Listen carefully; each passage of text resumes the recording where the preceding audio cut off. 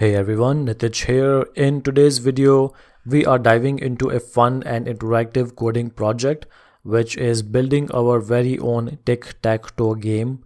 This isn't just any game though. We are adding a twist by including an AI opponent. Let's get started and see how we can bring this classical game to life with some modern web technologies. So in this demo, the user always plays as X and the AI always plays as O. So when we will place X on any of these 9 boxes, then there will be the turn of AI to place their O on the remaining one of the boxes. Let's see how this game turns out when I will place my inputs. It says status X wins. Fortunately for this time the AI didn't win, but now let's see how we can implement this awesome project. So this is Visual Studio Code and I have already created the folders for the client and the server. In the client folder we have a basic React application with its default boilerplate code already set up. In the server we have a Node backend setup with an empty server.js file. First let's implement our React frontend, and then based on the logic that we will use, we will code our backend. So in the app.js file, I will start with removing all the default stuff. Let's start by adding our game board's state, and this can be done by creating an array of arrays. So const board and then set board. This will have the value of use state with the default values of empty array of arrays. So these 3 arrays resemble a grid layout of our game, and this is what we will be using to render the board. We will also need the state for setting the current player, and we are going to initialize it with the value of X, which simply means that X is going to play first. Let's also add the state for the status. So the default status is going to be ongoing, and one last state that we need to add is for the loading state. When we are invoking the backend API, then the board should be non-responsive to users' inputs, and that can be achieved by simply using a loading state. Alright, now to render our tic-tac-toe game board, first I will style this parent div with Tailwind's utility classes. Inside this div we are going to add a heading and then the game board and then the status message. So let's add the heading first. The heading is going to be tic-tac-toe with the font size of text 4XL. Next I'm going to add a div for our game board, and this div is going to have the styling again done by Tailwind's utility classes. Now for the game board we are simply going to map to the board's collection of arrays, so board.map, and for each row we are going to again iterate over the rows individual cells. So row and then I is going to be index. So for each board's row we are going to return another div, and let's style this div as well, because for each row we need the items to be arranged in a single row. So that is why I am going to use flex row. Let's also add the key over here. Now we are going to map over rows cells, so row.map, and we don't really need the value because we are going to fetch the value from the board. So row.map underscore and then j. So this is going to return a fragment with key equals to j, and there seems to be some syntax error, so I think we need to place the curly brackets over here and one over here. Alright, so now within this fragment we are going to return the individual cell, but for returning the individual board cell, let's create a function which is going to return the JSX. So const render cell equals to, this is going to accept the props for the row and column values, so row and col, and then this is simply going to return a button which is going to be styled. So button, and the value of the button is going to be the value from the board based on the row and column prop values. Also this button is going to be disabled when either the AI model's response is loading or the game has ended. So this can be done by simply adding this condition, loading or status is not equals to ongoing. Let's add a class name for this button as well. Now for the button click event we are going to create a function. So const handle cell click equals to a new function, and this function is also going to accept the values for the row and column to get to know which cell is getting updated by user's click.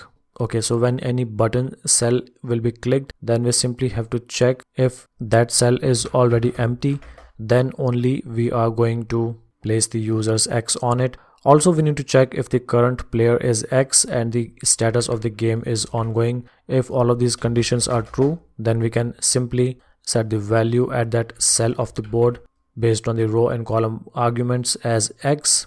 Next, we can simply call the set board state function to set or update the board state. So for that, I'm just going to spread out the existing board array items.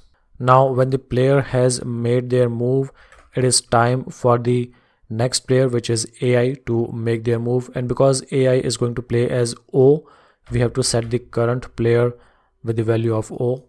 And now let's use this handle cell click function for the on click event of our board cell button. So on click equals to handle cell click. Let's format this document.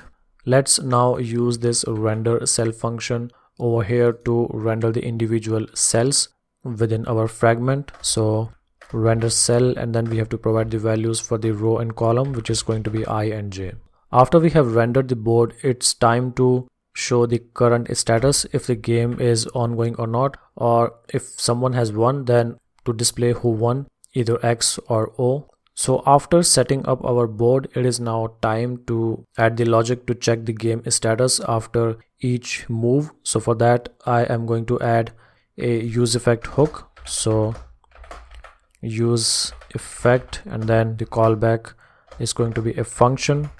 Inside this function, we will simply check the game status each time the board has changed. So I'm going to add the board as a dependency array over here. But how do we check the game status? So for that, I will create a new function which will be simply called as check game status equals to this is going to be an arrow function. Now to check the game status, we just need to check the rows and the columns and also the diagonals if they have same value, and whatever value is there, either X or O, is going to be the winner. So for that, I'm just going to add a normal for loop, and I will simply walk you through how that for loop is working. So over here, we are checking for the rows. If any of the rows have same value, then we are setting the status as the value wins. So value can be either X or O, so it will simply indicate which player has won. Similarly, we are doing it for the columns as well, and this is for the diagonals. After we have added this logic, it is now time to simply call this check game status function from this use effect hooks callback whenever the board changes. Next is how do we handle AI's response. So whenever we are setting the current player as O, it will simply indicate that it is now time for the AI to make its move. And for that, I will again use effect to check for state changes. So whenever the current player changes, and also if the status also changes, then we are going to call the function which is going to call our backend API to fetch AI's response about the next move for the game's board. So if current player is O, which will indicate if it's AI's move, and status is, if a status is ongoing, then we are going to call a function. Let's name this function as make AI move. We will call this function, and inside this function we will handle the next state of the game. So it's now time to make this make AI move function. So const make AI move equals to a new arrow function. Now this is the point where we move on to implement our backend server, because based on the endpoint that we will expose in our Node backend, we are going to use that endpoint URL over here for the fetch API. But before we do that, let's also add the dependency imports for the use state, use effect, and fragment. Okay, so now let's open up the server.js file. So in server.js, we are going to create an express server which is going to be used to expose a new get API endpoint. The React frontend is going to call that endpoint with the board's data, and That endpoints function is then in turn going to call the OpenAI's GPT API model. When we have the response from the AI, then we will simply return the response, and we will use a special response format for the OpenAI's API, which is going to force the AI model to return its responses in a JSON object. Alright, so let's get started. First, I am going to import the dependencies required and also to initialize the Express application. Next, let's specify the port number that we are going to use. Next is to use the CORS middleware so that our React client will be able to communicate with our Node backend. Next, I am going to use app.get to create a new endpoint. So the endpoint is going to be called as API and then game, and we need to add an async callback function. So async and then request and response. In this function, first I will add the OpenAI's API key that we will need to invoke the backend APIs, and I will share the link of the video where I have explained in more detail how to set up your OpenAI's API dashboard. Next, we need to initialize the instance of OpenAI by providing this API key as an argument. For the model, we are going to use the latest GPT-4 Turbo preview model. So at the time of recording this video, this is the latest model which is available. Maybe in the future there could be more GPTs like GPT-5, GPT-6. I'm not really sure, but at this time this is the most capable model that we are going to use. Now from our React client, we are going to provide the board as an argument for our API call as a query parameter. So we will be fetching the query parameter from the request.query.board query parameter name, and I have named it as board.json because this is going to be a stringified JSON. After this, we just need to check if board.json is a valid value. Inside this condition, first we need to add the system prompt for our AI model. So let's do that. The prompt simply says that you are an expert tic-tac-toe player and you play as O, focus on winning, play extremely well. And this is the JSON format which is going to be returned by our AI model because we are explicitly instructing it to do so. Now let's create the messages array that we need to provide as an argument. This is going to contain two objects. The first one is going to be the system roles prompt, and the second one is going to be the user roles prompt. So for the user's role, we are simply providing the board JSON as a value. Next, we need to call the chat completions function to call the API. So const completion equals to await OpenAI dot chat dot completions dot create. Now for this create function, we need to provide the argument values for the AI model that we are going to use, which we have set as GPT-4 Turbo preview. Next, we need to provide the messages array, and we also need to provide a special argument type, which is for the response format. This is going to force the AI model to return the response in JSON format. Next, when the response is available, then we can fetch it from the choices message.content, and for this return object structure, you can check out the OpenAI's documentation for its API responses. The last thing that we need to do is to simply return this AI response by calling response.json. Now after we have implemented our endpoint, it is now time to start listening on the port number that we have specified, which is 3001. That can be done by simply calling app.listen and providing the port number as an argument.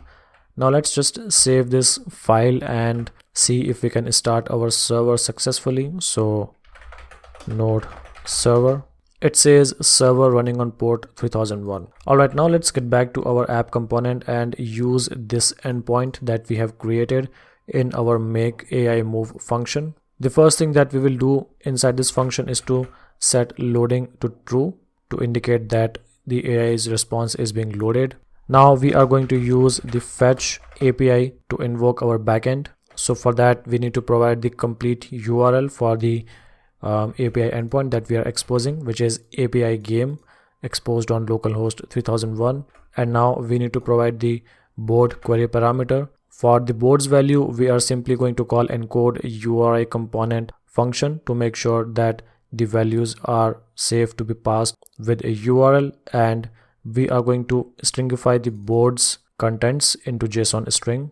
Next, let's chain the then callbacks. First, let's call response.json, and then for the next then callback, we can simply add a callback function which is going to receive the data as an argument. Now inside this callback, first we need to parse the JSON string which is being provided by the AI.